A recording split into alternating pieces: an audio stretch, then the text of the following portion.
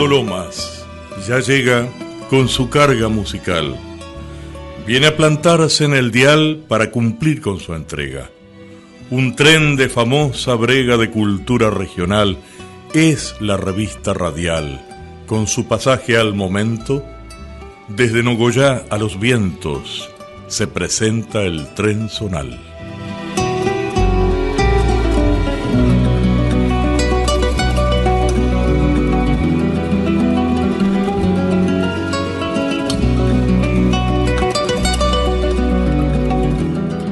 Bienvenidos pasajeros del tren zonal, bienvenidos todos. Comenzamos 2 horas de viaje compartido en los aires de este pago grande que nos comprende. Un tránsito despierto por la integración de los pueblos. Entrevistas, comentarios, música elegida, historias y testimonios, valores que suman para una conciencia de cultura regional entrerriana, litoraleña y rioplatense. A través de nuestra radio FM 96.1, Ciudad de Nogoyá, cada domingo de 10 a 12 horas, porque siempre es bueno acompañarse con la radio. Mientras disfrutamos nuestra mañana en familia y en nuestra tierra con estas voces y estos sonidos que nos tocan la fibra verdadera.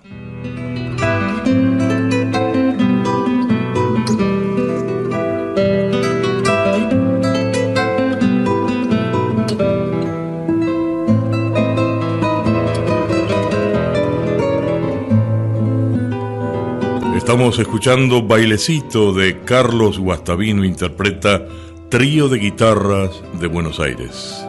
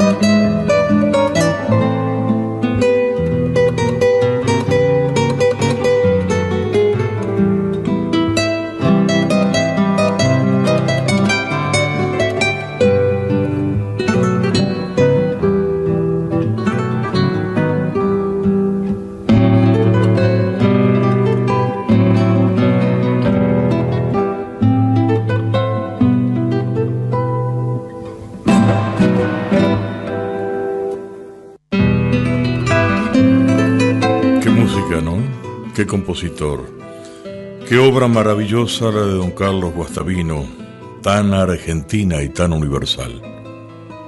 Y esa música nos arraiga, nos da situación de pertenencia a una tierra, a una historia, a un compromiso. Y ese compromiso es con la madre tierra y con la sociedad, con el hombre y la tierra y el hombre. Retransmiten este programa Radio FM 87.9, Radio Municipal de Gobernador Maciá. Radio Comunitaria FM 98.3, La Redota de Villaguay.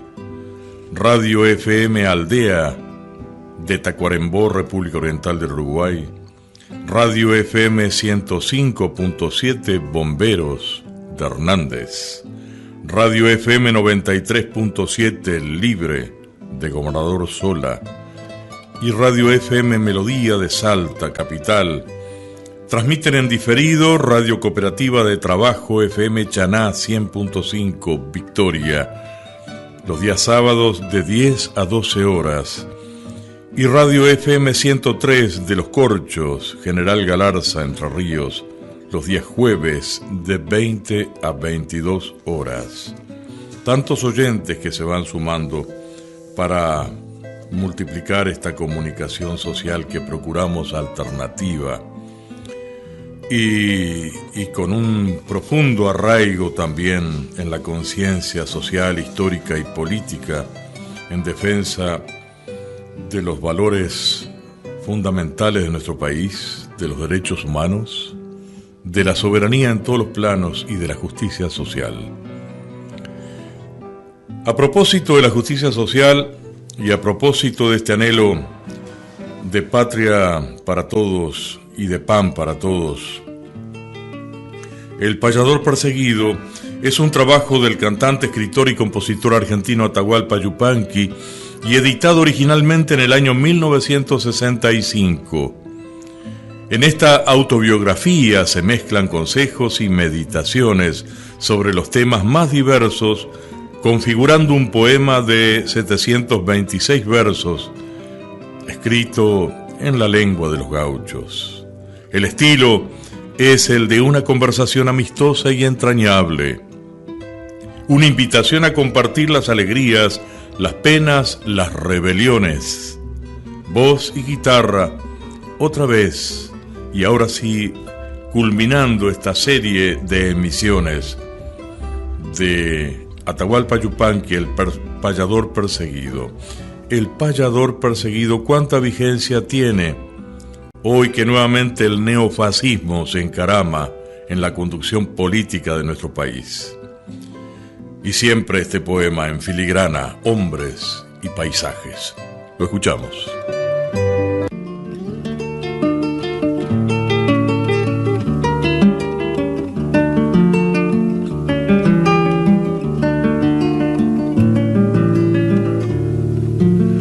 Dicen que no tienen canto los ríos que son profundos, mas yo aprendí en este mundo que el que tiene más hondura canta mejor por ser hondo y hace miel de su amargura.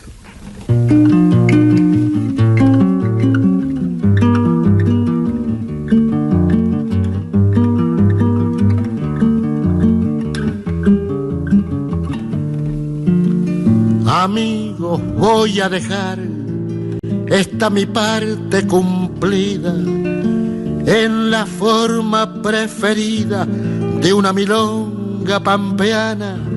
Canté de manera llana ciertas cosas de mi vida.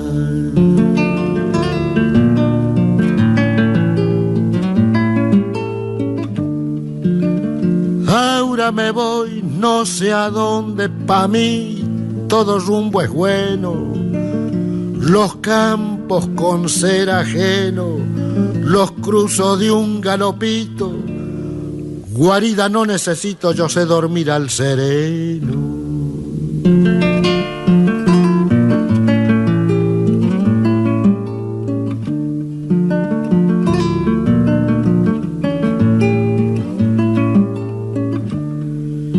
Siempre hay alguna guarida en la falda de una sierra, y mientras siga esta guerra de injusticias para mí, yo he de pensar desde allí canciones para mi tierra.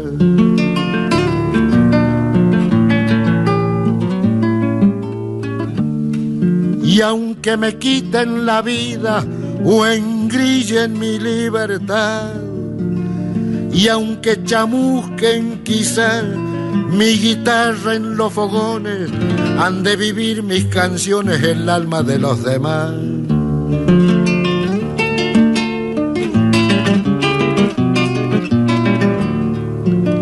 No me nuembren que es pecado y no comenten mis trinos. Yo me voy con mi destino pa'l lau donde el sol se pierde tal vez alguno se acuerde que aquí canta un argentino.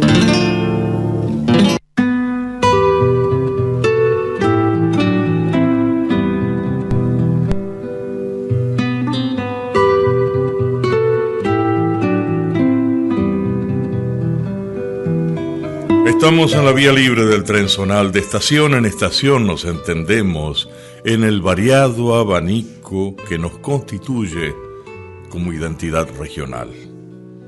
Por eso tomamos la palabra. Nuestra radio, la FM 96.1, Radio Ciudad de Nogoyá. Y como toda revista radial, porque esto es el Trenzonal, la versión radial de la revista que ya lleva 36 años de edición consecutiva. La espesura que nos toca. Lo inesperado también es previsible, teniendo en cuenta el rendimiento de los datos generales que condicionan un presente particular. Así es lógico pensar que lo bien construido debe ser la base para mejores resultados. Pero la cultura especializada en la destrucción trabaja y no escatima medios para obtener precisamente ese resultado, corromper y arrasar lo que bien hecho está. Las conquistas sociales y ambientales no alcanzan para educar en la cordura y la piedad.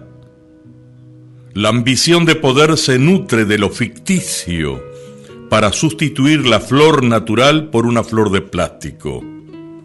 El corazón del prójimo por una ruleta de sálvese quien pueda. El mandato supremo de la preservación de la especie y el hábitat por una tierra arrasada, libre de enemigos, hasta que solo quede tierra arrasada, sin vida alguna. La inteligencia puesta al servicio de la reproducción materialista y la supremacía del sistema de acumulación de capitales nos está dejando en pampa y la vía, además de sordos y extraños. En esta espesura de la historia se debate la suerte de nuestro país y nuestro continente latinoamericano. Todo aquel que mira hacia el norte, Estados Unidos y Canadá, se vuelve estatua de sal, carne de cañón, servil a la corriente antihumana. Debemos producir menos, contaminar menos, acumular menos, tener menos dólares. No nos debe importar la riqueza en términos de acumulación de reservas económicas. Debemos despreciar el modelo de explotación sin límites de los recursos naturales. Aún si nos quedáramos quietos y con lo mínimo, dudo que pudiera salvarse lo que está en la inexorable curva de la involución segura. Arriba, en Occidente y Oriente se siguen instalando sistemas de misiles con cabezas nucleares. Aumentan la producción y ventas de armas. Los socios del dinero no reparan en ningún sufrimiento de humanos y prójimos vivientes. Hoy más que nunca sabemos que solos no nos podemos salvar.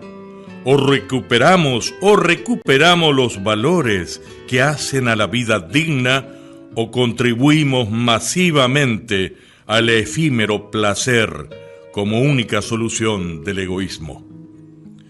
No consumir, no tener más que lo estrictamente necesario, no desear la posesión de lo aparente, no volverse idiota útil, materia de compraventa, deben ser los paradigmas de un auténtico progreso, un nuevo renacimiento. Nota editorial que firma, escribe y declara Ricardo Maldonado. El Trenzonal, y recibimos la estación desde los pueblos.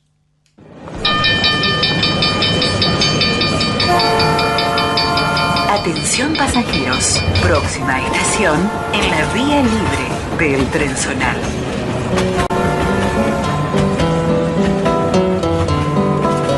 Desde los pueblos, realidades y contextos. Desde los pueblos hay tantas voces para rescatar, para darles lugar, para hacerlas presente. Y tantos oídos que necesitamos, aumentar, multiplicar las audiencias, hasta formar una conciencia nacional popular de liberación nacional y social. Nuevamente la utopía de la liberación nacional y social urge en estos tiempos de entrega y de ignominia. Cuando nuevamente el pichón de Hitler se encarama en las tribunas para arengar el odio. Más el pueblo tiene que fortalecerse y más tiene que organizarse. Desde los pueblos, nuestro querido amigo Dardo Vergara tiene la palabra.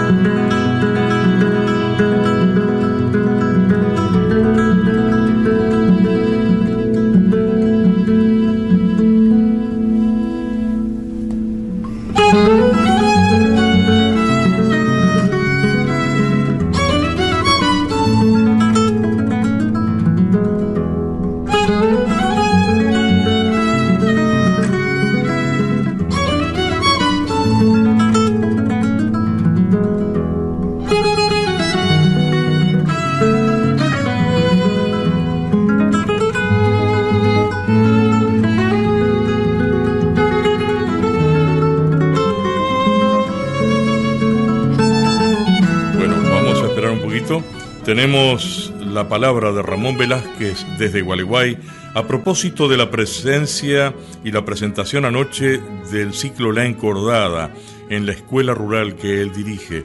Lo escuchamos a Ramón Velázquez. Ricardo, buenos días a vos y a toda la audiencia del Trenzonal por la interacción de los pueblos. Domingo 29 de septiembre, para abrazar al árbol, Ramón Velázquez te saluda.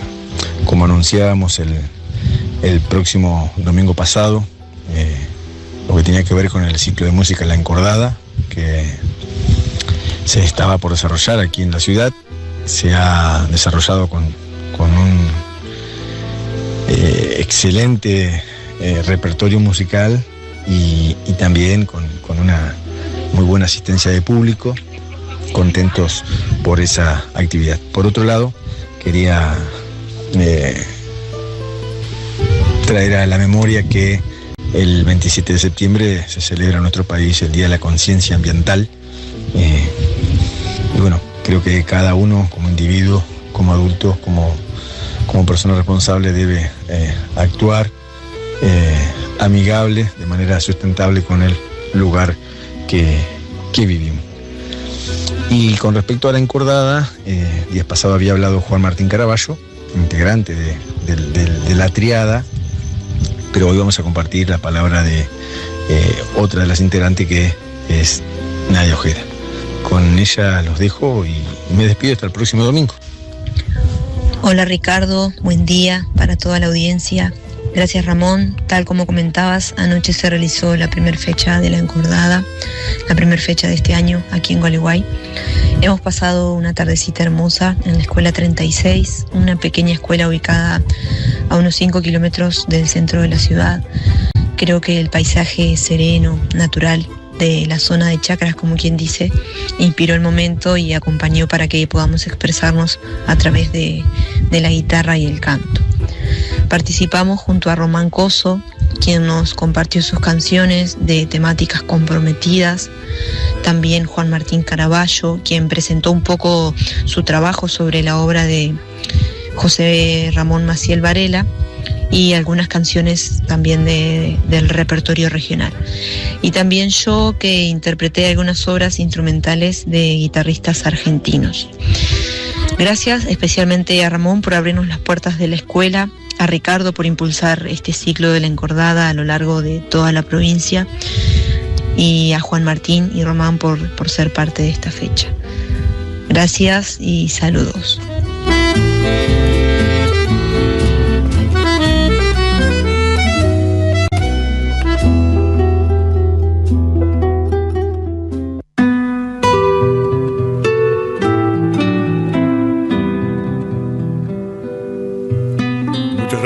este aporte, Ramón Velázquez, Nadia Ojeda, la presencia de la encordada en las escuelas rurales, como estuvimos en el rectorado de la UADER con Nelson Rey, Juan Martín Basgal y quien les habla, Ricardo Maldonado, allí compartiendo con estudiantes, profesores y público en general, y fue realmente una jornada magnífica. Esto sucedió el jueves, haciendo presentación de la encordada.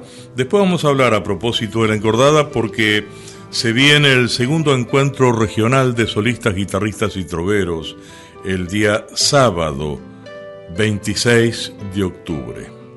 Vamos a escuchar ahora un trovero genuino de la provincia de Buenos Aires. Un tema de Martín Coronado, interpretado por Juan Cruz Barbosa, La Palomita. Lo escuchamos.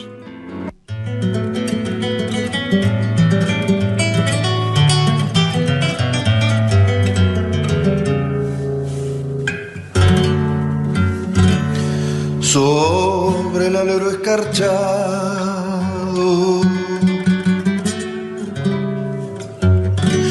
encontré esta madrugada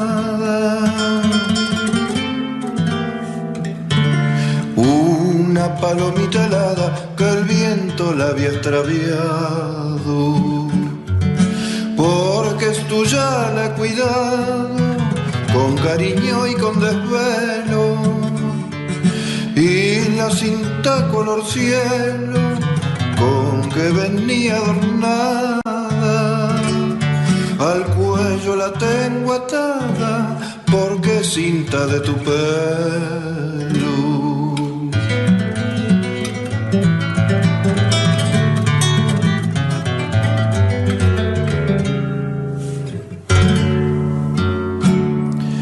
Triste está la palomita,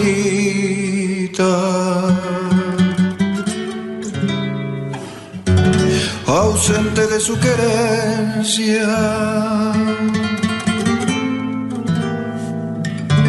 y yo sé que mal de ausencia es un mal que no se quita. No hay más remedio, mijita, para calmar tu aflicción, que pagarme la pasión con que siempre te he querido, y que hagan juntas el nido las dos en mi corazón.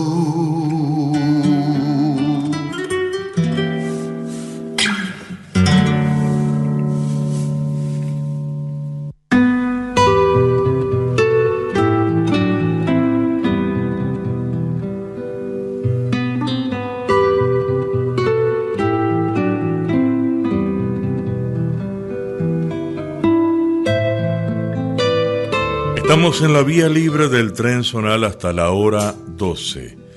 Retransmiten, por supuesto, emisoras amigas y se van sumando emisoras que reproducen la propuesta de este programa.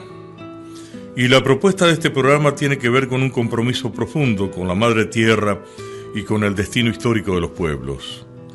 Con esa lucha por la liberación nacional y social, esa búsqueda de otro sistema, otra manera de relacionarse.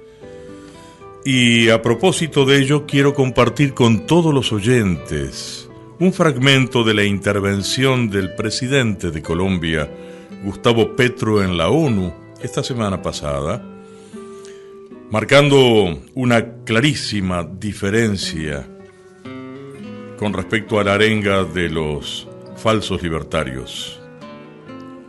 Fragmentos de la intervención de Gustavo Petro en la ONU no tiene desperdicio, lo escuchamos con mucha atención. Hace un año pedí una conferencia de paz por Palestina en este mismo lugar, sin que hubiera estallado aún la primera bomba. Hoy tenemos 20.000 niños y niñas asesinados bajo las bombas, y los presidentes de los países de la destrucción humana se ríen en estos pasillos, con ayuda del poder de comunicación de los medios mundiales que hoy están en propiedad de los grandes capitales, reordenan el mundo sin democracia, sin libertad.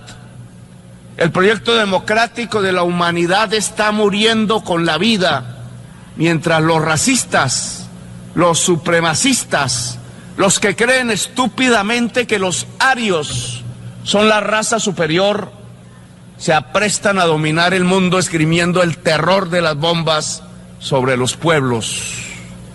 El control de la humanidad sobre la base de la barbarie está en construcción y su demostración es Gaza, el Líbano.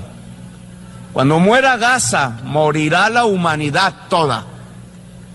Resulta que el pueblo de Dios no era el pueblo de Israel, no es el pueblo de los Estados Unidos de Norteamérica, sino que el pueblo de Dios es la humanidad toda. Y los niños de Gaza, eso eran humanidad, el pueblo elegido de Dios. Están matando el pueblo elegido de Dios, los niños de la humanidad.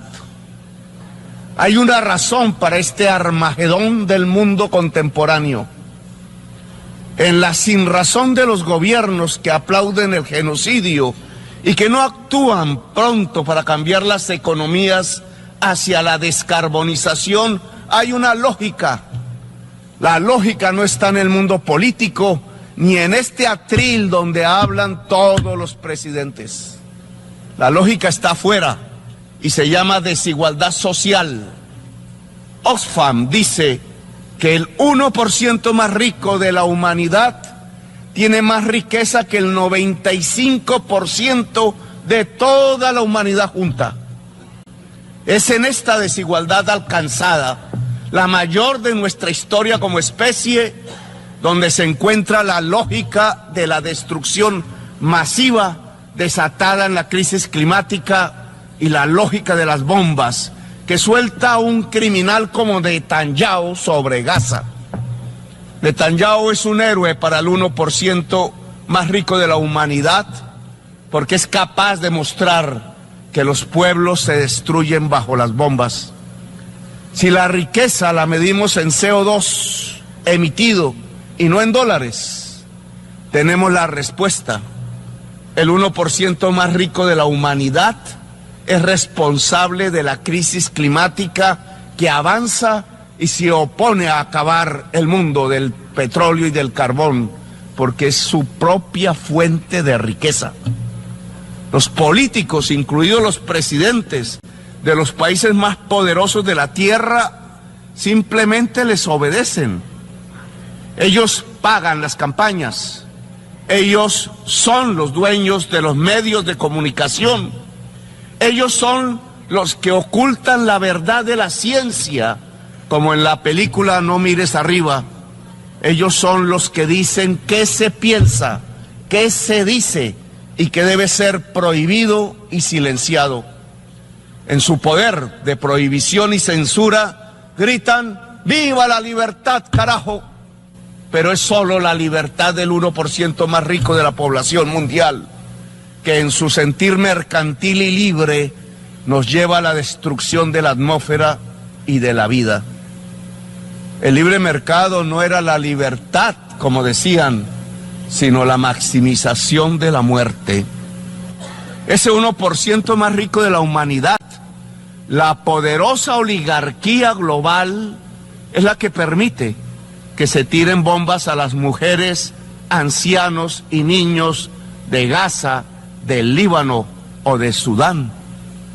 O se bloqueen económicamente los países rebeldes que no encajan en su dominio, como Cuba o como Venezuela, porque necesitan mostrar su poder de destrucción al 99% restante de la humanidad para que los dejen seguir dirigiendo el poder del mundo y apropiándose y acumulando cada vez más su riqueza.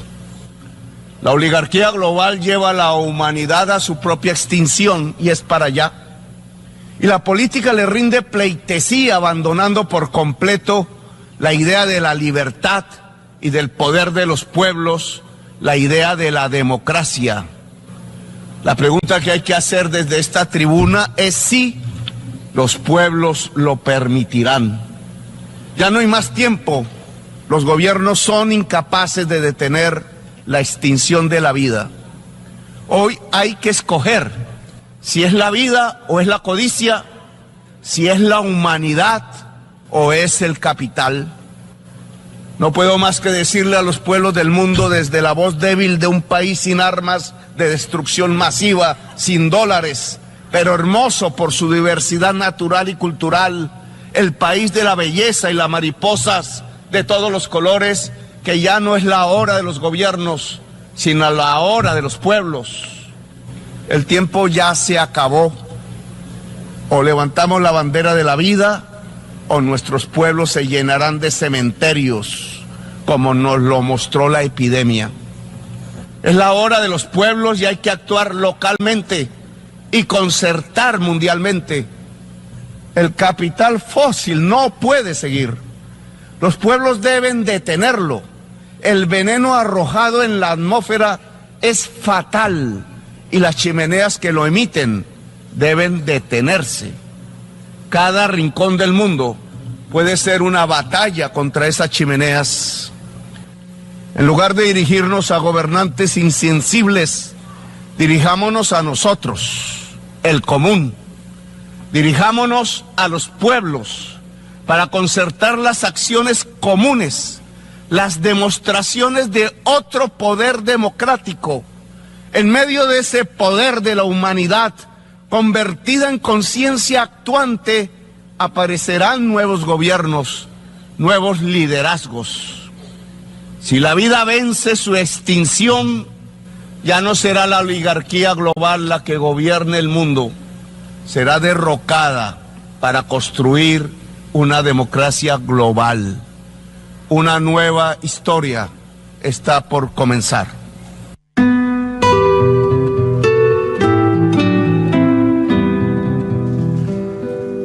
La palabra preclara de Gustavo Petro, presidente de Colombia, habla por todos nosotros, habla por toda la humanidad. Y en honor a ese presidente que tiene Colombia tan claro, tan bien situado, donde nos reconocemos en las causas comunes, en las causas de la humanidad, la música de Colombia, en esta canción tradicional, El Pescador, interpreta Totó la Momposina. Subiendo la corriente con chinchorro y atarraya, la canoa de Bareque para llegar a la playa. Va subiendo la corriente con chinchorro y atarraya, la canoa de Bareque para llegar a la playa. Habla con la luna, habla con la playa, no tiene fortuna, solo su atarraya.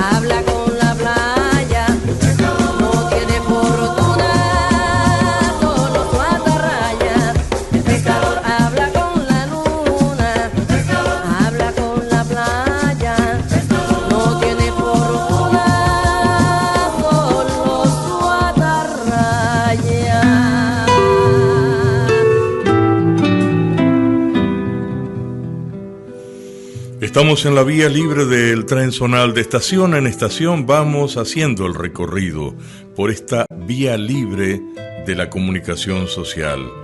Cada domingo usted es pasajero de clase única, donde nadie es más que nadie, según nuestro credo gaucho, y donde todas las voces conjugan un mismo interés: mostrar valores que no aparecen en los grandes medios, temas que son la cara oculta de lo que se emite en la generalidad consumista de programas pautados comercialmente.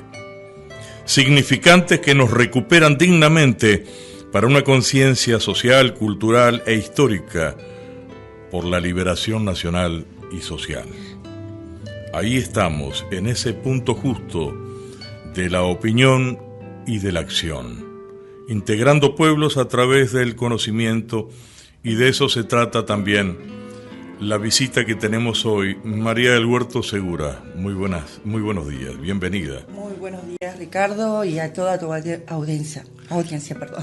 Sí, muchas gracias por estar presente y por traernos algunas buenas nuevas, como la presencia tuya y a través tuyo de la obra, de la magna obra del profesor Juan José Antonio Segura en la Academia Nacional de Historia. Contanos un poco en qué ha consistido esta visita que has realizado a la Academia Nacional de Historia y cuál fue los elementos, el bagaje, los contenidos que llevaste para el archivo de la Academia Nacional de Historia.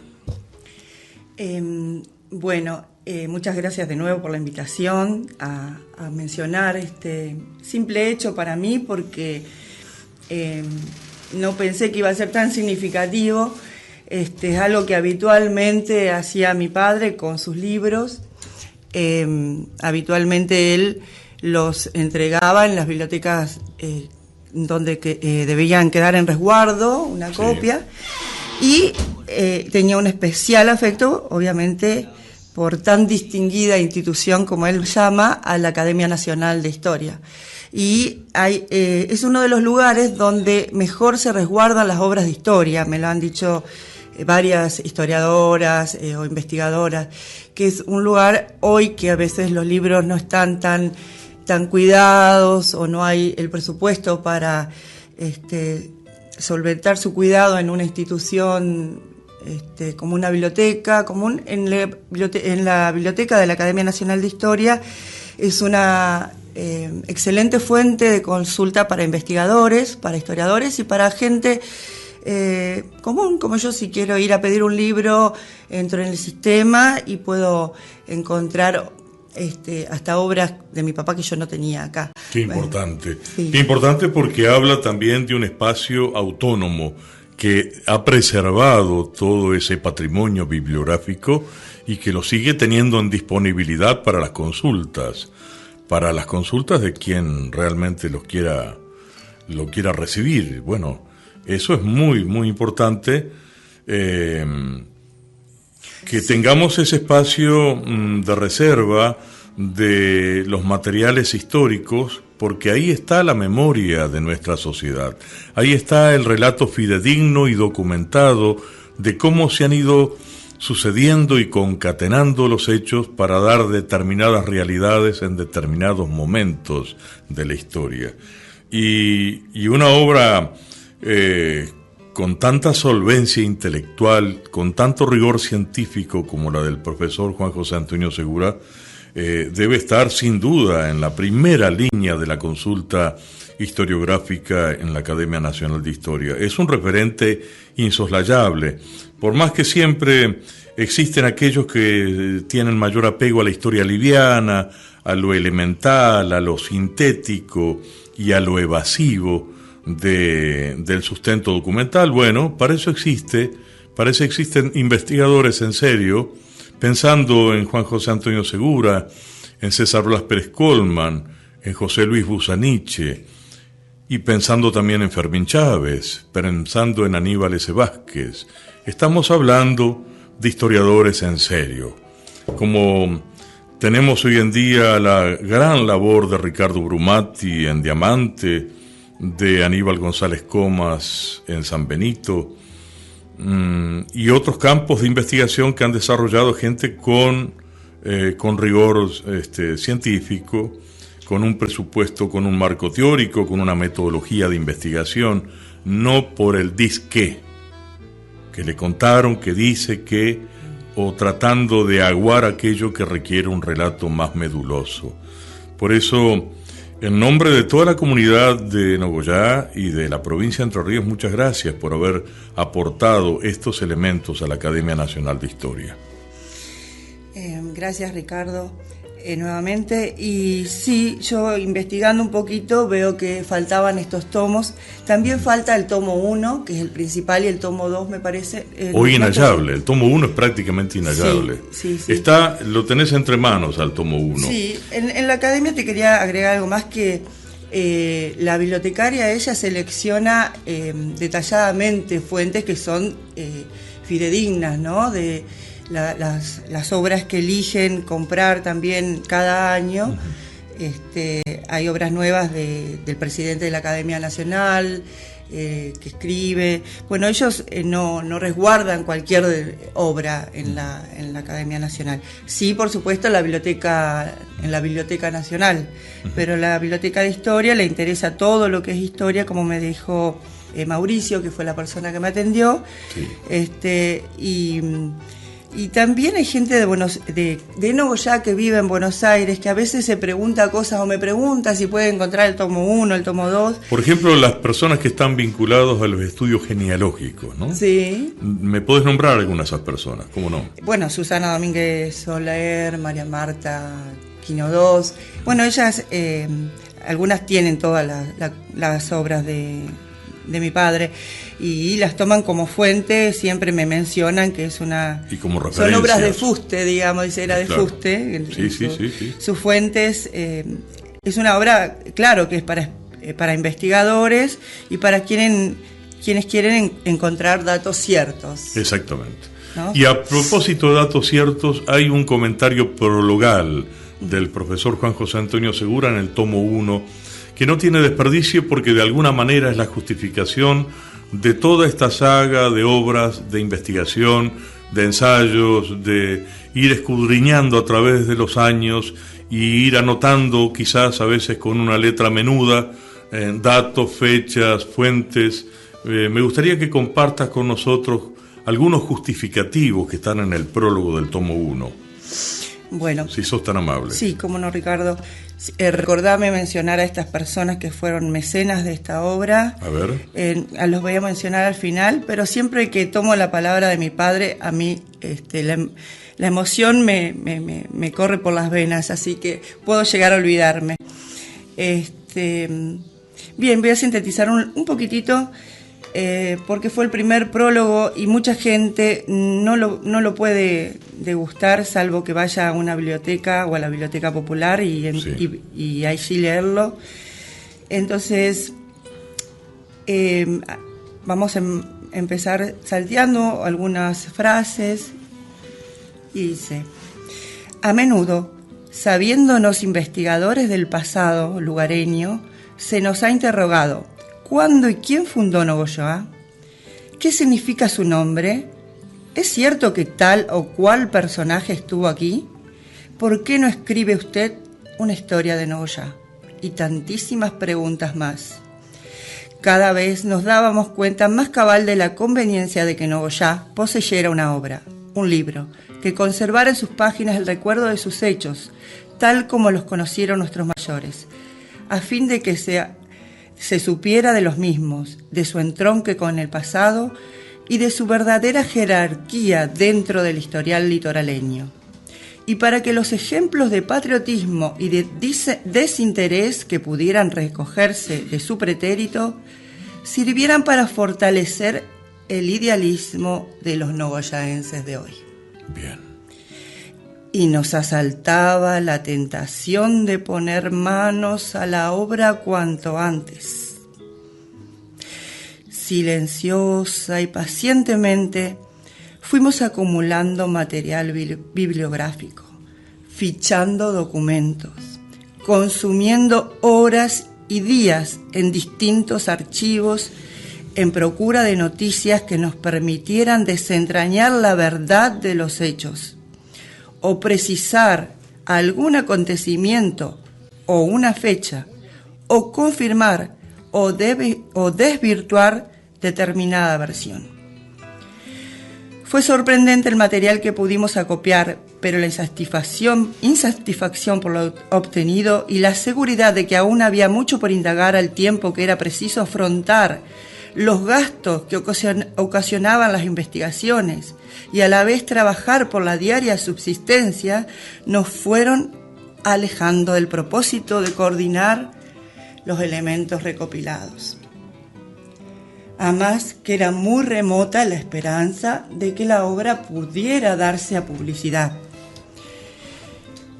Pero las circunstancias de que buenos amigos y cumplidos caballeros lograran que entidades serias y responsables asumieran, junto con ellos, el papel de mecenas para que al menos una parte del trabajo fuera impreso, nos impulsó a reactivar las investigaciones y con estas completar algunos apuntes ya redactados.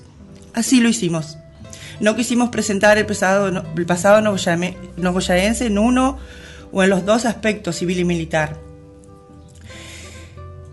a que suelen atender la mayoría de los textos de historia, y nos aventuramos a agregarlo a estos el administrativo, el social, el cultural, el religioso, el económico y hasta la evolución geográfica. Dividimos la obra, que en nuestro plan constará de 4 volúmenes, en épocas delimitadas por fechas importantes de la historia provinciana, y por cada época o periodo dedicamos un capítulo a cada aspecto. Muy bien, eso es totalmente explícito y justifica la razón de toda la investigación histórica, lo que también significa décadas y décadas de acopio silencioso, de trabajo consciente, menudo, secreto, hasta que el libro aparece y se queda en luz, en conocimiento público y al alcance de todos, porque es una siembra. Cada libro que nace en nuestra sociedad es una siembra. Muchas gracias, María del Huerto, por esta visita. Bien. Y por habernos aportado este dato que nos congratula, que estén las obras del profesor Segura en la Academia Nacional de Historia. Vamos a mencionar a las personas que las menciono, y ya te dejo porque sé que hoy tenías a la agenda muy apretada. Finalmente queremos expresar nuestro profundo agradecimiento a las personas que mecenaron la primera obra. A ver. ¿Sí?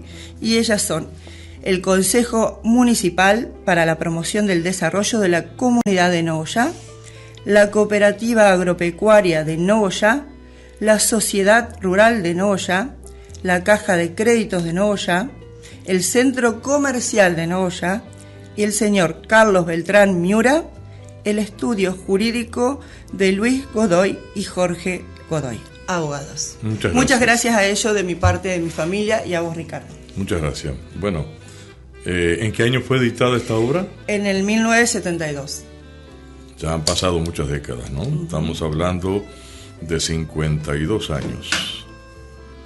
Bueno, esto es el Tren Zonal por la integración de los pueblos y tenemos desde Urdinarrain la palabra de Néstor Melgarejo. Lo escuchamos.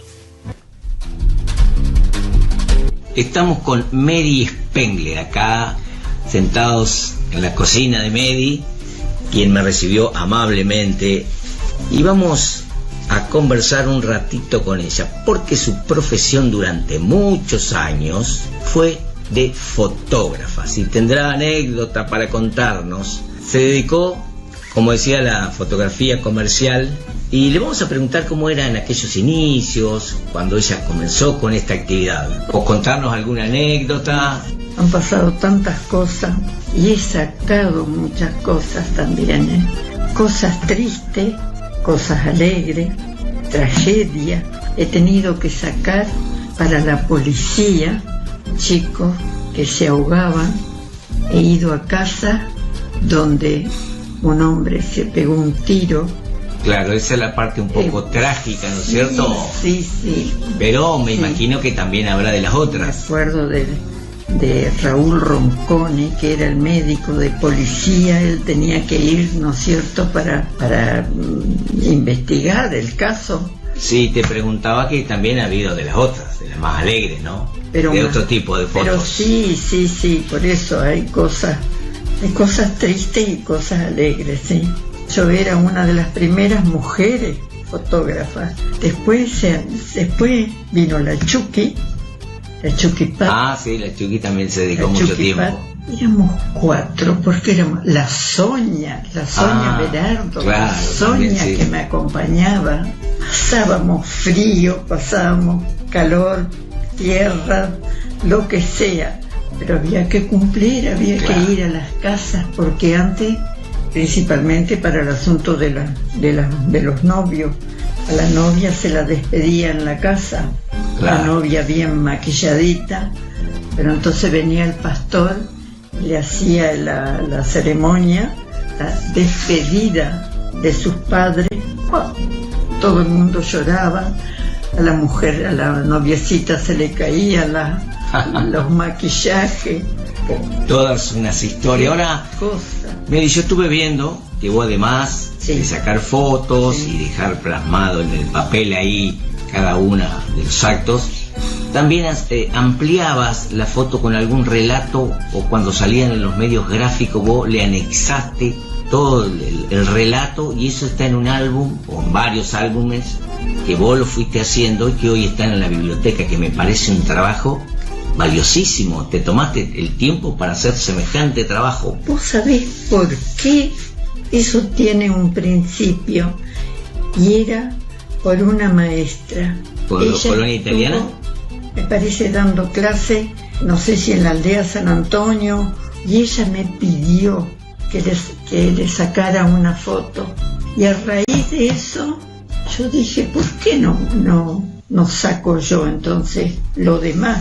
Así fui sacando todas las iglesias, todas las escuelas, todos los clubes. Sí, además todos los actos públicos que se hacían, todos los acontecimientos que se iban sucediendo, está todo en fotos. Eso sí, pero partí de eso, ¿no es cierto? Claro. De sacar primero para las escuelas era. Después yo dije, ¿por qué no las iglesias? Y después dije, y después los profesionales también, a distintos profesionales que había acá, porque no sé, en el año 80 creo que fue eso, ya ni me acuerdo qué año. Yo tengo 91 años, no sé, que no soy ninguna pichona. Pero hay muchas cosas en la cabeza, es una usina. Claro, yo estuve mirando, Mary, te digo, esos álbumes y son tremendos, hay que tomarse el tiempo de ir a mirarlo, porque está la historia de una gran etapa de Urdinarrain en fotografía. Sí. Eso es una maravilla el trabajo.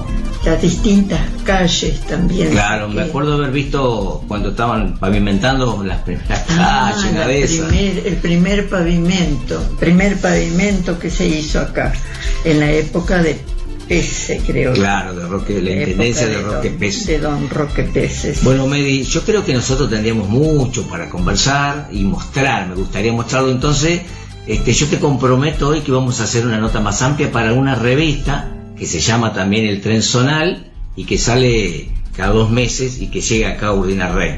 Este diálogo que estamos teniendo va a salir mañana en una FM de Nogoyá, que conduce el programa Ricardo Maldonado.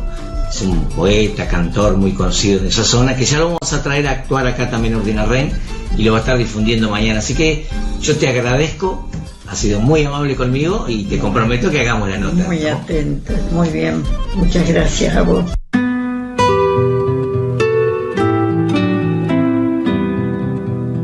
Estamos en la vía libre del Trenzonal hasta la hora 12.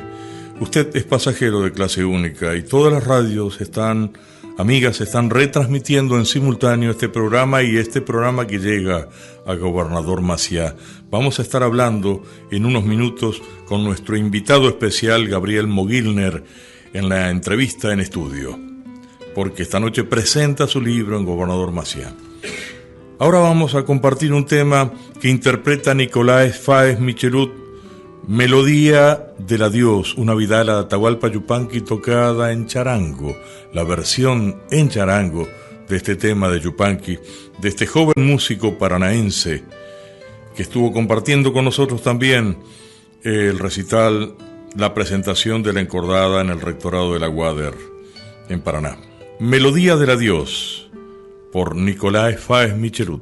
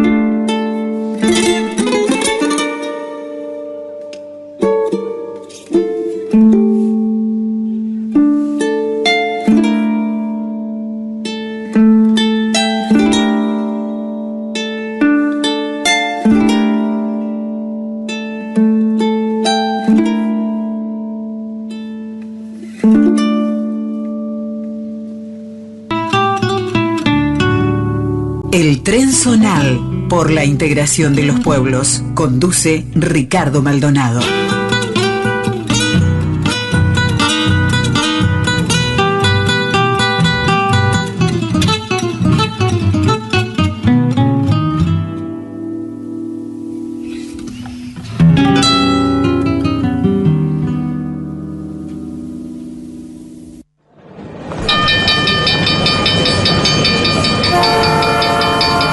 Atención pasajeros, próxima estación en la vía libre del Tren Zonal.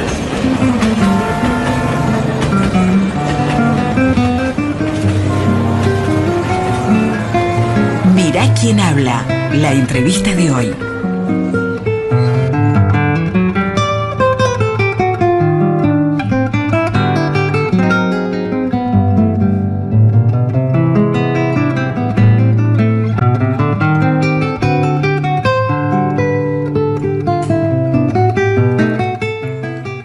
Estamos en la vía libre del Tren Zonal hasta la hora 12. Estamos en el corte Mirá quién habla, esta estación, Mirá quién habla. Estación temática, como estaciones tienen los trenes del otrora ferrocarril argentino. Y por supuesto, los ferrocarriles deben ser nuestros y deben responder a un proyecto nacional y popular. Como responde este programa, el Tren Zonal por la integración de los pueblos, en eso estamos. Y atendiendo a esta realidad, sabemos que el pueblo unido jamás será vencido.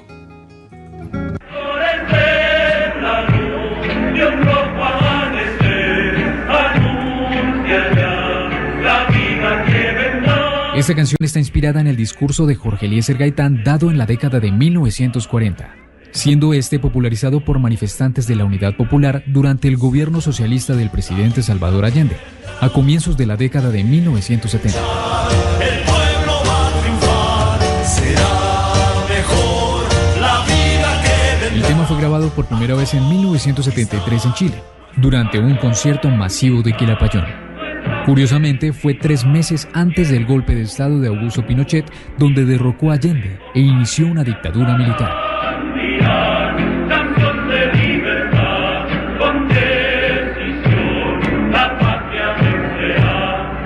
La composición de Ortega fue trabajo mancomunado junto a la agrupación Quilapayún, liderada por Julio Carrasco y Julio Namhauser, volviéndola en poco tiempo un himno que traspasó fronteras y que llegó a ser coreada alrededor del mundo.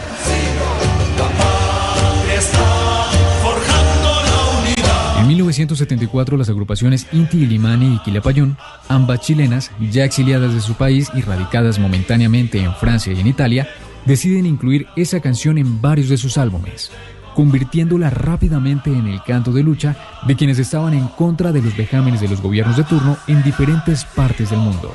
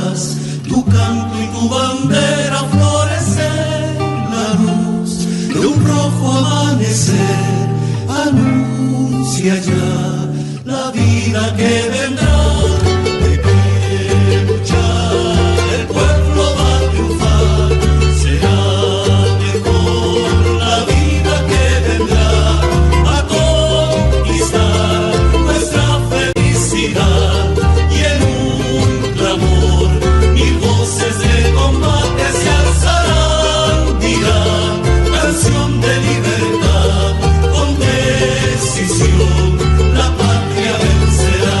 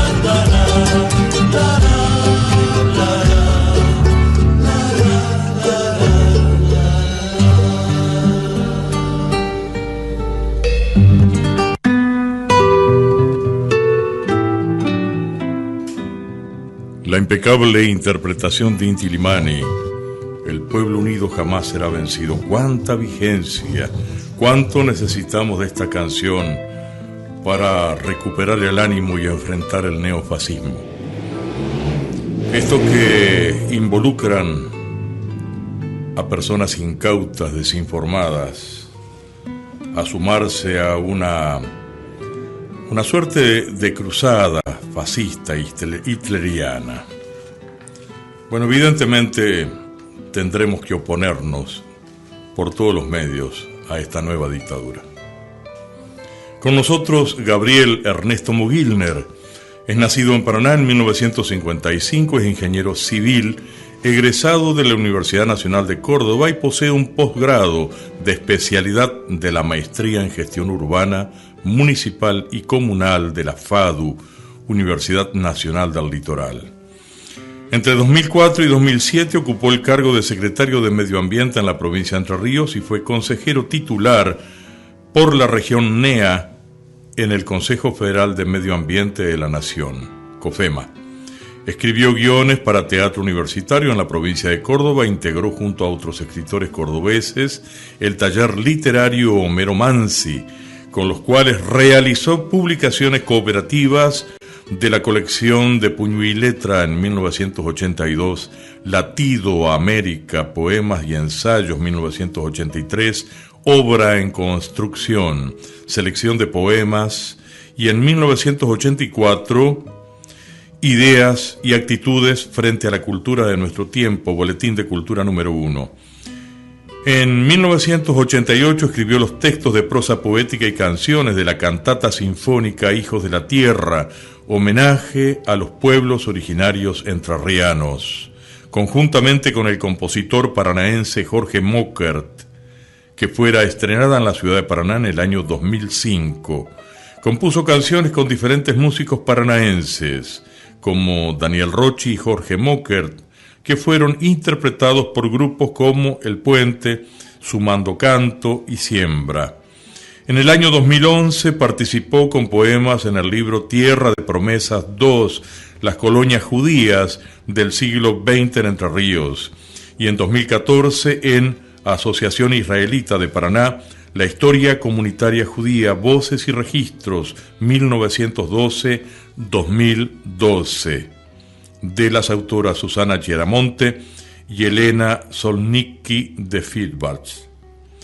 En el año 2017 publicó su libro de poemas Hijos de la Tierra y Poemas Indoamericanos, de Ediciones del CLE, que fue presentado en el Museo Provincial de Ciencias Naturales y Antropológicas Profesor Antonio Serrano de Paraná, junto a los representantes de las comunidades Chaná, Don Blas Jaime, y la comunidad guaraní, el profesor Augusto Mequete Martínez.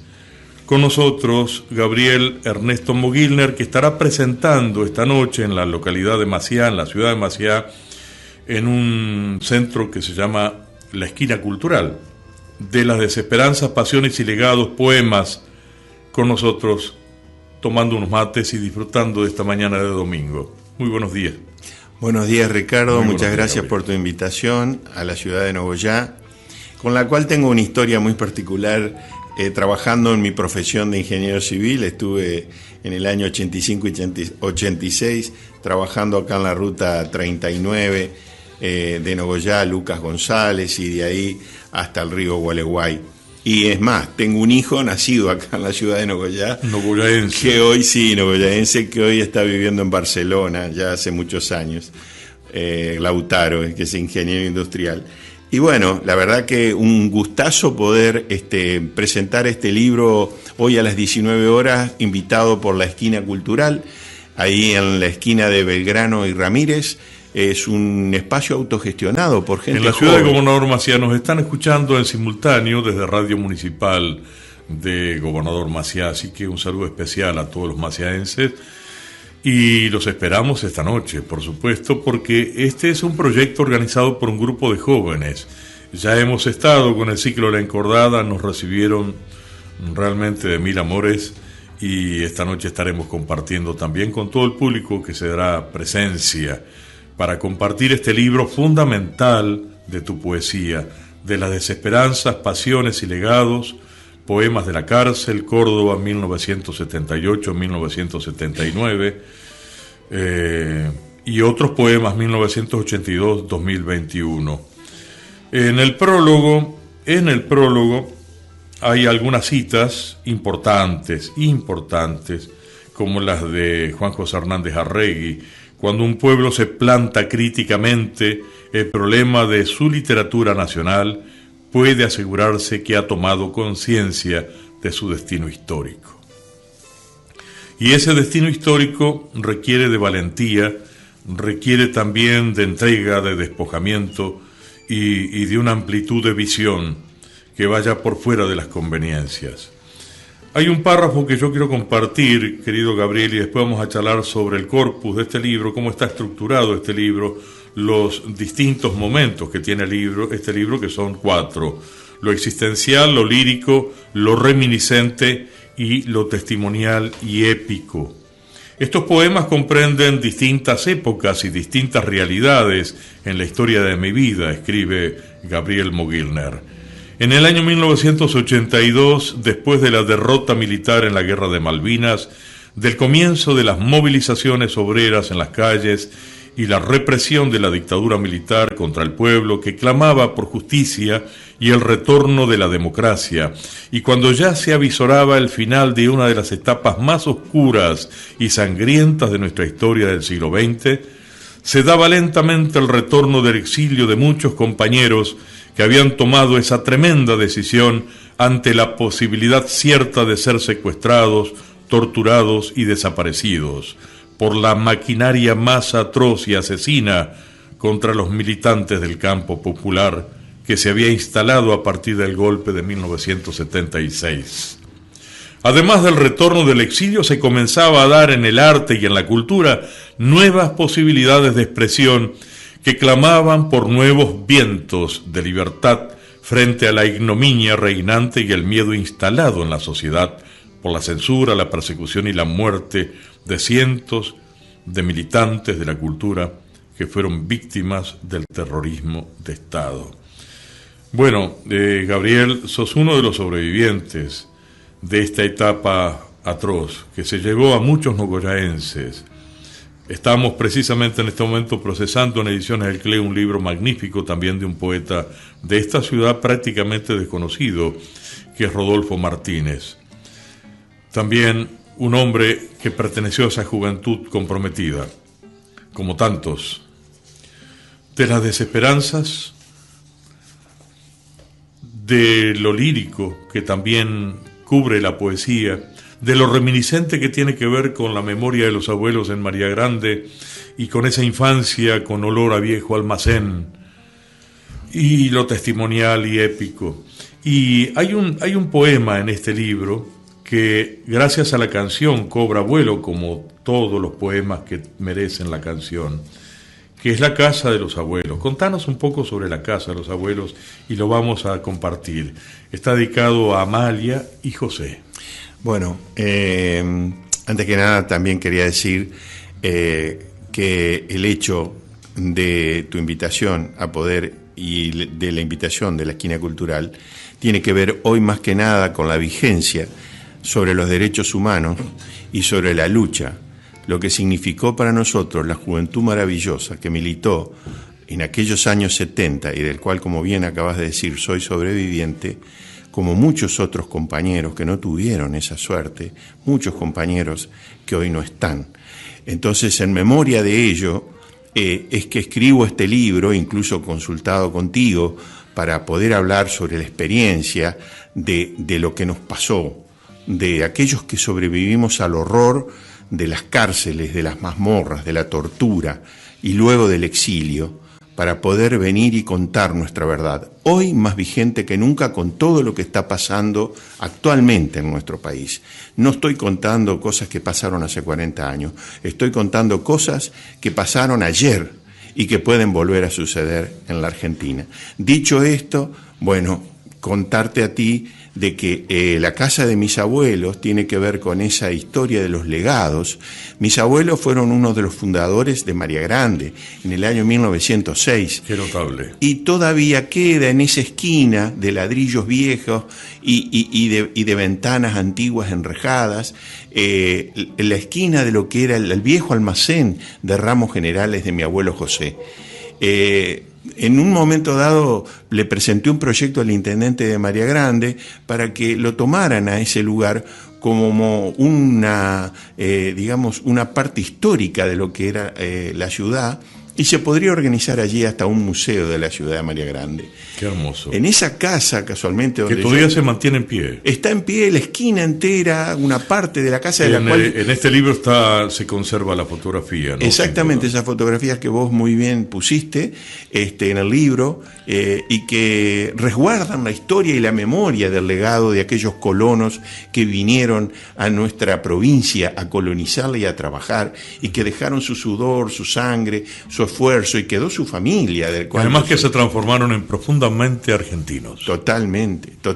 Sí. Y que amaban esta tierra. Amaban, ¿no? Esta tierra. Y perdóname, y lo último antes que leas el poema, que en esa casa donde yo prácticamente me crié, porque iba con mi madre desde muy chica, mi madre nacida en Basavilbaso, pero prácticamente toda su infancia y adolescencia la pasó en María Grande hasta que vino a estudiar a Paraná, a la escuela normal.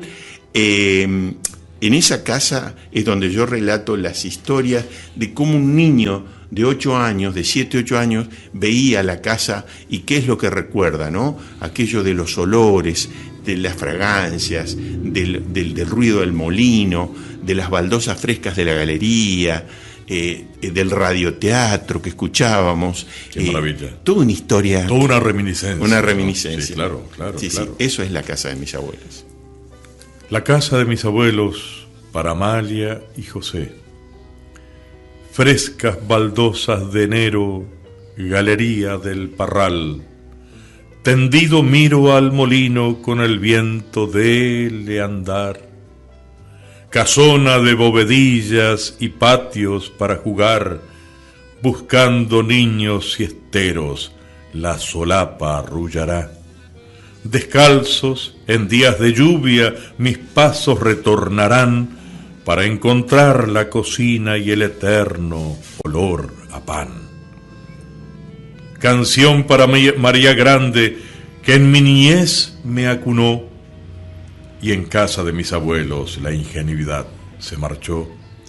Aromas que se mezclaban, caña, tienda y querosén, fragancia a pisos regados y murmullos de almacén, carros cargados con bolsas, hombres de greda la piel, que al despacho de bebidas iban a calmar su sed. Lamentos del radioteatro que en el tiempo se perdió, llevándose con sus voces un pasado de ilusión. Canción para María Grande, nostalgias del corazón, y en casa de mis abuelos la ingenuidad se marchó. Niñez de campo pueblero, nostalgias del corazón, la casa de mis abuelos para siempre se marchó. Y en otro poema del libro, esto es bellísimo, ¿no? Y aparte muy bien musicalizado por Daniel Rocci, La casa de mis abuelos, una canción que ya también va haciendo su desarrollo en la escucha de muchos, va querenciándose de a poco en los oídos. Vamos a traerla al Trenzonal, vamos a traer la versión de La casa de mis abuelos. Y acá hay un poema que yo quiero compartir, que es a propósito de las palabras y el libro, la vida y la muerte. Está dedicada a Sartre. Como gotas de vida, las palabras se disponen alineadas sobre un universo blanco y horizontal. Aquel amado inmóvil, el libro, espera recostado sobre la mesa hasta que una mano caliente lo pulse para empezar a develar símbolos ignorados en un silencio anónimo. ¿Acaso no hay un ir y venir de la muerte en sus páginas, ese silencio de las palabras, esa búsqueda incansable de existencia detrás del libro? Esa falta de vida que se lee y no se posee, una vida mal hecha, mal vivida, insignificante, alienada, mitificada. Y la eterna pregunta: ¿alguna vez pude ser otra cosa? Lo ignoramos. El hombre ha perdido su significado. Las palabras piadosas de nuestro triste destino nos devuelven por momentos algún instante de libertad. De todos modos, quizás la muerte nos aguarde en las páginas de un libro cerrado para siempre. Muchas gracias por ese poema, y que para mí tiene mucha significación. Pero y sintetiza de alguna manera todo este gran motivo de la escritura, la razón de la palabra, porque uno apela a las palabras para expresar fragmentos tan significativos o momentos tan impactantes y tan decisivos en una vida que a su vez es espejo en otras vidas. Sí, yo quería leer un poema, si vos me permitís, ¿cómo no? Que para mí va dedicado con mucho cariño, como decíamos, a los compañeros. A ver. Y más que hoy más que nunca. A mis compañeros, su sangre recorre el mismo camino del fuego y de las fuerzas en un manojo de arterias amarradas al sol. Transitan un mundo desolado desde un doloroso latir a la indefensa lucidez, desde la titubeante idea hasta el barro profundo del ser, templando sueños contenidos contra el yunque del pensamiento en un mar de chispas vitales. A mis compañeros, sus corazones persiguen madrugadas, rastreando las huellas del amor olvidado en el umbral adolescente. Con un tajo en el alma cosen las heridas, eternos guerreros derrotados, todavía avanzan, todavía. A mis compañeros, con la sola mano extendida por los surcos abiertos en sus palmas, recorren un destino voluntario, explorando las entrañas del hombre, reclinándose con el vértigo del miedo sobre el pecho caliente de la tierra. Ustedes sujetaron conmigo el estandarte de luchas y esperanzas que dejaron en el camino tantos nombres que hoy nos acompañan en la memoria, que aún al borde del abismo desdeñaron la facilidad del gatillo ante la muerte, desandando solitariamente, sin saberlo, el desconocido camino de la locura. A mis compañeros que impulsaron la llama endeble de mi espíritu, inflamando el velamen de mis ideas, avanzaron a mi lado con sus palabras por las aristas transparentes de los sentidos. A mis compañeros del sufrimiento encarnado de los otros que duelen en los nervios y en la piel, de la eterna esperanza de la ilusión mordida ferozmente, debatiéndose en lucha descarnada, emergiendo desesperados en el torbellino de su existencia, con el último resto de las fuerzas que se ahogan en el oscuro abismo de un último adiós a la vida. Qué gran poema, hermano. Por supuesto, es para leerlo, sentirlo y llevarlo. Gabriel Mogilner con nosotros. Su libro De las desesperanzas, pasiones y legados, editado por Ediciones del CLE. Aquí en Nogoyá se hizo este libro. Y por supuesto tiene la ilustración en tapa de una obra fundamental de Jorge Acosta, un artista nacido en esta ciudad que actualmente es el director, el rector de la Escuela de Artes y de Música Cesario Bernaldo de Quirós de Rosario del Tala. Jorge Acosta, que interpretó de una manera cabal y coincide, ensambla perfectamente con el argumento, el motivo del libro, de este libre pensador enjaulado.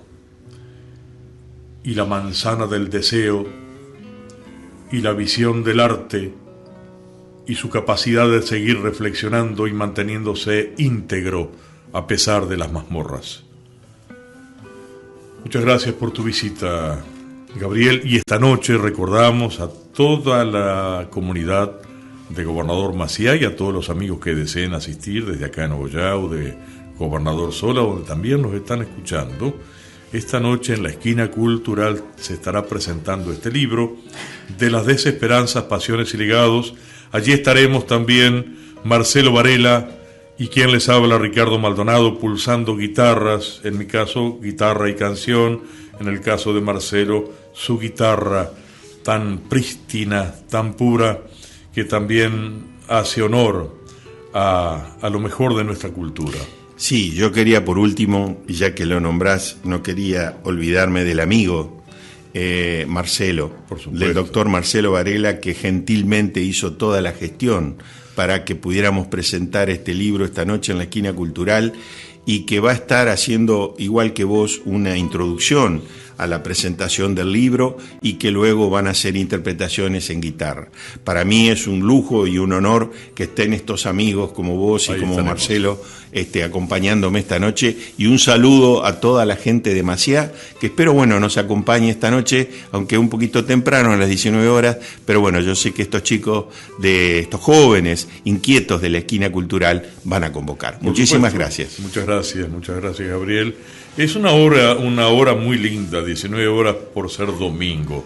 Vamos a escuchar ahora al dúo Libre Sur interpretando esta canción, Una rama del árbol.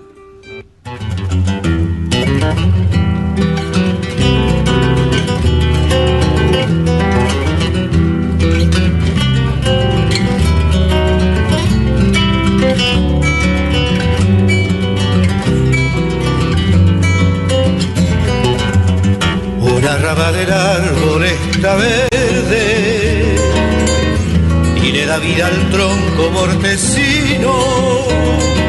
Uno sin otra no tiene destino, están atados a una misma suerte. Desde la inmensidad de su estatura, de la pendiente trágica y sin honra, al preguntar, tal vez ella responda con una flor en su lastimadura. Al ruido de cadenas restauradas, magro es el pan que a repartir nos toca. El canto enciende una ilusión muy loca y en nuestros brazos yace bien amada, la que de amor libró tantas batallas y tantas cicatriz surca su boca.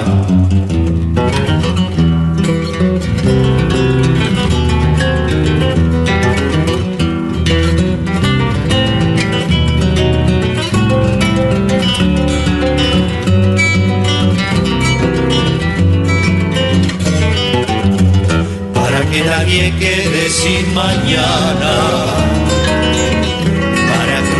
la noche del tormento, acordemos que somos más que esto, que todo acorde vibra en esa rama.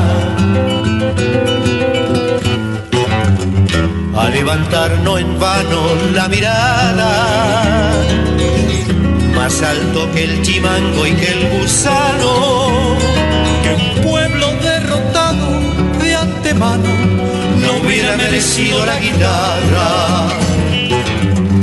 Al ruido de cadenas restauradas, magro es el pan que a repartir nos toca. El canto enciende una ilusión muy loca y en nuestros brazos yace bien amada. La que de amor libró tantas batallas y tanta cicatriz surca su boca. La que de amor libró tantas batallas y tanta cicatriz surca su boca.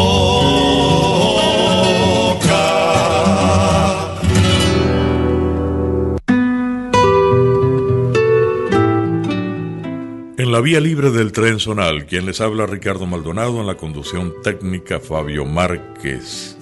Recordamos las radios amigas que están transmitiendo en simultáneo: Radio Municipal de Gobernador Maciá, FM 87.9, Radio Comunitaria FM 98.3, La Redota de Villaguay. Un saludo especial a toda la comunidad de Villaguay que nos está escuchando. Radio FM Aldea, César Olivera de Tacuarembó, República Oriental del Uruguay. Radio FM 105.7, Bomberos de Hernández. Radio FM 93.7, Libre de Gobernador Sola. Radio FM Melodía de Salta. Transmiten en diferido Radio Cooperativa de Trabajo FM Chaná 100.5, Victoria, Entre Ríos. Retransmite los días sábados de 10 a 12 horas. FM 103 de Los Corchos, General Galarza, Entre Ríos. Retransmite los días jueves de 20 a 22 horas. Tenemos la palabra desde Gualeguaychú de Dardo Vergara. Lo escuchamos. Muy buenos días, pasajeros del tren zonal, por la integración de los pueblos en este domingo 29 de septiembre de 2024. Desde Gualeguaychú, Dardo Vergara los saluda afectuosamente. Continuamos con la estación temática Tiempo de Tiza, indagando sobre los nombres que llevan algunas escuelas del departamento Gualeguaychú, no aquellas que por supuesto son nombres comunes a nuestro país o provincia, como José de San Martín, Manuel Belgrano, Francisco Ramírez, etc., porque ese conocimiento ya está más o menos incorporado al saber del pueblo, sino aquellos nombres de escuelas que han tenido relevancia histórica, cultural, social, en determinado momento de nuestra región. Hoy vamos a hablar de la escuela número 112, El Viejo Pancho, zona rural, costa Uruguay Norte. José María Alonso y Treyes nació en Santa María do Campo, parroquia correspondiente al núcleo urbano del municipio español de Ribadeo, hijo de Vicenta Jarén, de origen gallego, y de Francisco Alonso y Treyes, de origen asturiano, quien ejerció la docencia en una escuela de la zona de Navia. Es en Navia donde pasó su infancia y adolescencia y recibió instrucción en la carrera de comercio para titularse como perito mercantil. En 1875, con 18 años de edad, emigró a América y se estableció durante 2 años en Chivilcoy, un pueblo de la provincia de Buenos Aires, en Argentina. Allí alternó diferentes oficios con algunas líneas publicadas en un periódico del lugar. En Chivilcoy permaneció hasta 1877, en la que se trasladó a Montevideo, República Oriental del Uruguay, donde se quedó un corto tiempo para radicarse definitivamente en Tala. Allí cobró fama como poeta de la vida rural oriental y tuvo a su cargo las publicaciones satíricas El Tala Cómico y Momentáneas. Sus aptitudes como escritor de poesía gauchesca fueron evolucionando con el paso del tiempo y las sucesivas publicaciones de El Tala Cómico y Momentáneas, donde absorbía y manifestaba la idiosincrasia de los pobladores de Tala y de otros lugares del interior de Uruguay, como Florida, Durazno y Minas, localidades que Treyes visitó frecuentemente. Algunas de las obras encontradas en esas revistas comenzaron a ser recogidas por publicaciones como la famosa revista criolla El Fogón, de Montevideo, con la cual contribuyó con sus textos junto a Elías Regules, Orozmán Moratorio, Alcides de María, Martiniano Leguizamón y otros poetas. Es en las líneas de Momentáneas donde el autor demostró con evolución melancólica su pasaje desde la satírica propia de sus primeros pasos literarios a una sensibilidad y amargura que demostró con su seudónimo El Viejo Pancho. Con él escribió en esta pequeña publicación 14 textos, entre los cuales se cuentan Resolución y La Huella, consideradas como obras muy importantes dentro de su producción literaria. Dado que revistas como El Fogón y El Terruño eran de mucho mayor tiraje y que las publicaciones de Trelles lograron popularizarse algunos de sus textos. A modo de ejemplo, se puede mencionar la obra La Huella, publicada en el número de Momentáneas, correspondiente al 10 de septiembre de 1899. Fue recogida casi de inmediato por El Fogón. Estas y otras publicaciones fueron a la postre recogidas en su obra maestra, editada en 1915 bajo el nombre de Paja Brava. Esta recopilación de sus poemas gauchescos tuvo una importante repercusión y un gran éxito de ventas, reeditándose alrededor de 20 veces desde su publicación inicial. Algunas de estas ediciones estuvieron ilustradas por artistas orientales de renombre. Otro indicio del impacto de este libro fue la incorporación por parte de Carlos Gardel de los poemas Insomnio, Opa, Opa, Opa, Como Todas, y Misterio a su repertorio, con música compuesta por Américo Chirif. Asimismo, Alfredo Citarrosa tomó como base el texto del poema De la Lucha para una de sus canciones, y el compositor Eduardo Fabini escribió la música de La Huella y Pa' Ejemplo. Falleció en Montevideo, 1924, víctima de una larga enfermedad asociada con una peritonitis. Sus restos mortales están sepultados en el cementerio de Tala, República Oriental del Uruguay.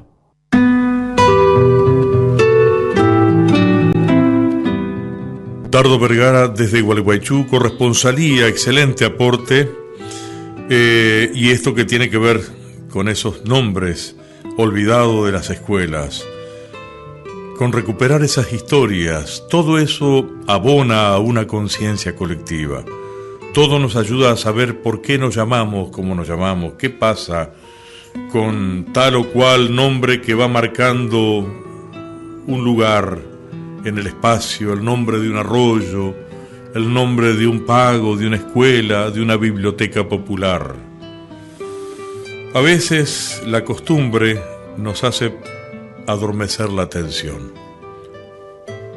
Vamos a compartir ahora el audio que nos envía desde Tacuarembó César Olivera para compartir con todos los oyentes del Tren Zonal. Lo escuchamos. Hola, ¿cómo están? ¿Quién les habla? Daniel Olivera desde Radio Aldea, Tacuarembó, Uruguay, con este informe para el Tren Zonal. Informe sobre la historia de Tacuarembó, su literatura y su música. Tacuarembó es una ciudad uruguaya, capital del departamento homónimo, ubicada en la región norte del país. Su historia, su riqueza literaria y su música son partes fundamental del acervo cultural uruguayo. A lo largo de los años, Tacuarembó ha sido cuna de importantes escritores, músicos y artistas que han aportado significativamente a la cultura uruguaya y latinoamericana. La historia de Tacuarembó, fundada oficialmente el 21 de enero de 1832 bajo el nombre de Villa San Fructuoso. Tacuarembó tiene una rica tradición que se remonta a los tiempos previos a la colonización española. Los pueblos indígenas, como los charrúas, habitaban la zona antes de la llegada de los europeos. La ciudad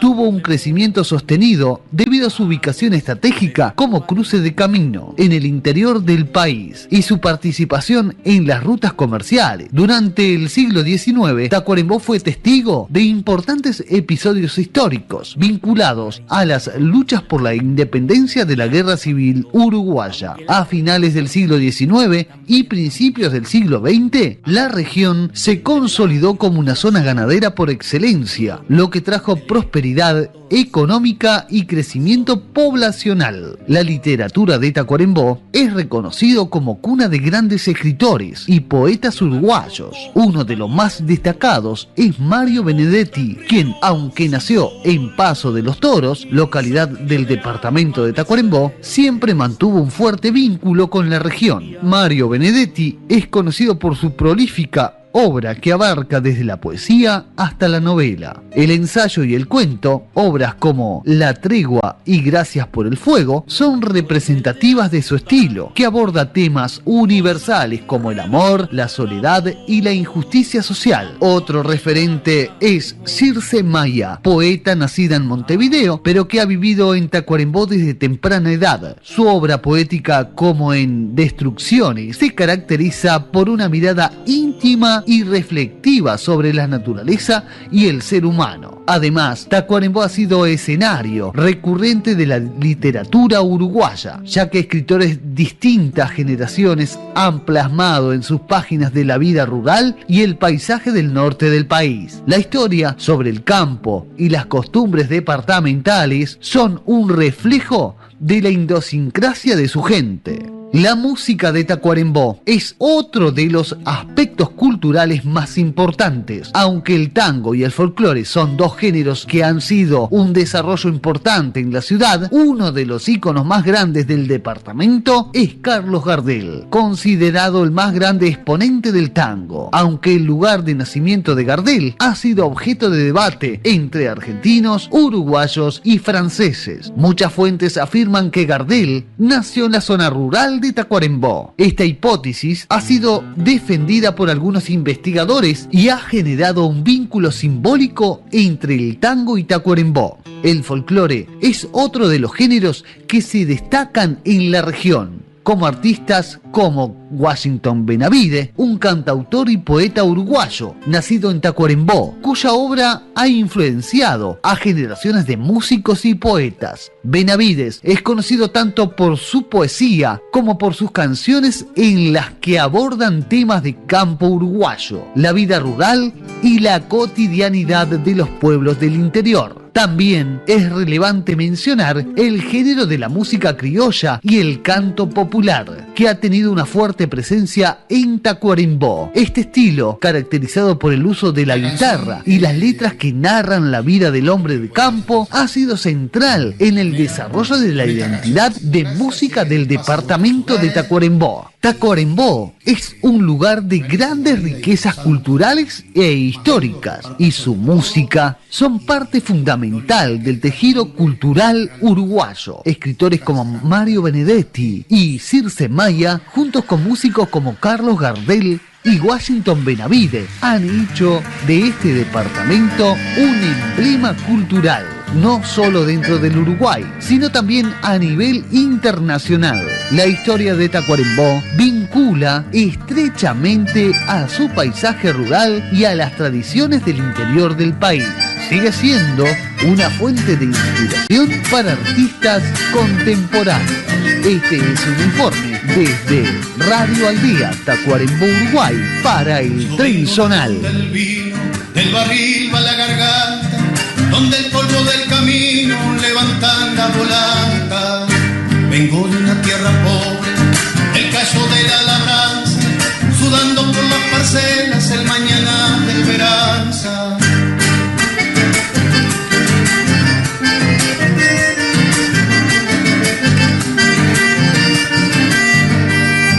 Yo vengo de entre los humos de los hornos carboneros, armadores que de hacha cuentan historias al viento.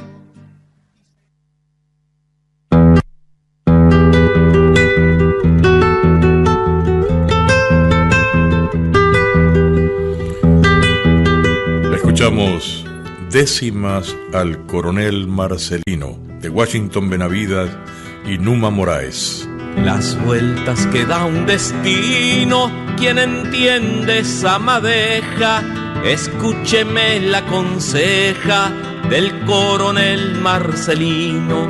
Por su origen campesino, por familia nacional, más por amistad leal a Muñiz y su gobierno, a caballo entró al infierno de las patriadas cabal.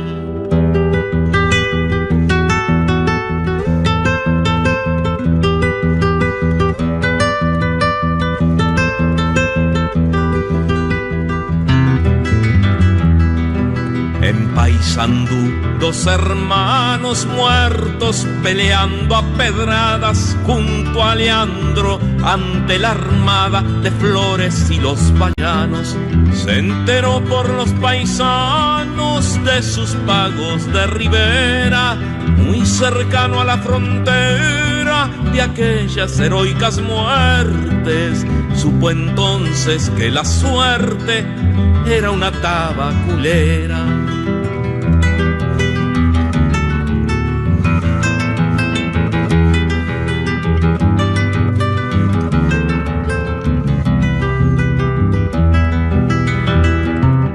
Oficial en el arreo feroz de la Triple Alianza, compartió bala y pitanza en aquel asunto feo, con asco por el saqueo de las tierras del Yatay. Cuando volvió al Uruguay y le hablaron de esta guerra, dijo: no hay hombre en la tierra más macho que el Paraguay. Después patriada y patriada en doloroso vaivén, caballada contra tren y lanza contra granada.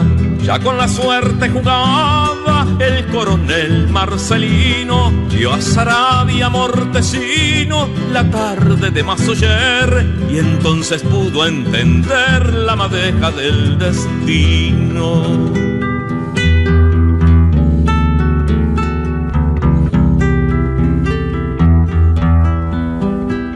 Las vueltas que da el destino, ¿quién entiende esa madeja?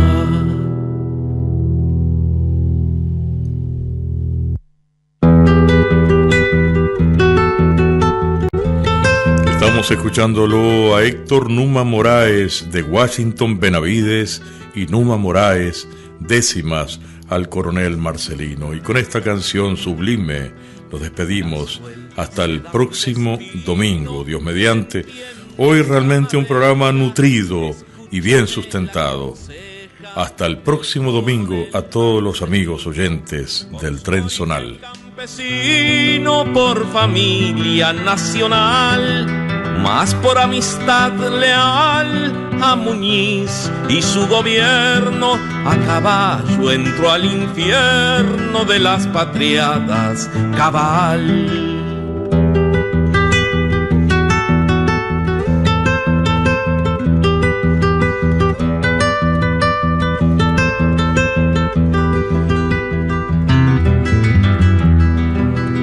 Paysandú, dos hermanos muertos peleando a pedradas junto a Leandro ante la armada de Flores y los vallanos. Se enteró por los paisanos de sus pagos de Rivera, muy cercano a la frontera de aquellas heroicas muertes. Supo entonces que la suerte era una tabaculera.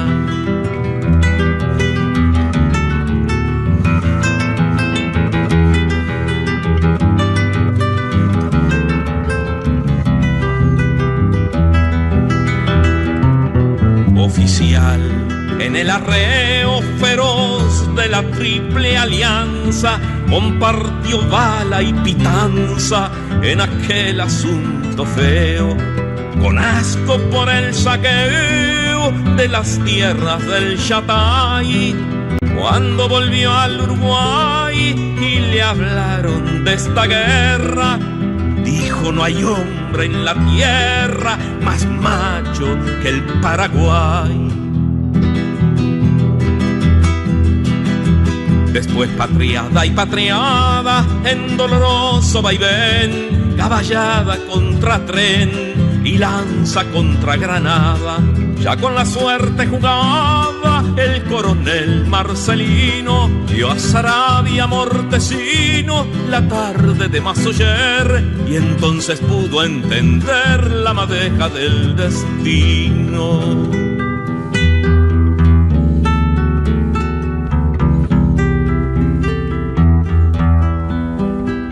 Las vueltas manda el destino. ¿Quién entiende esa madeja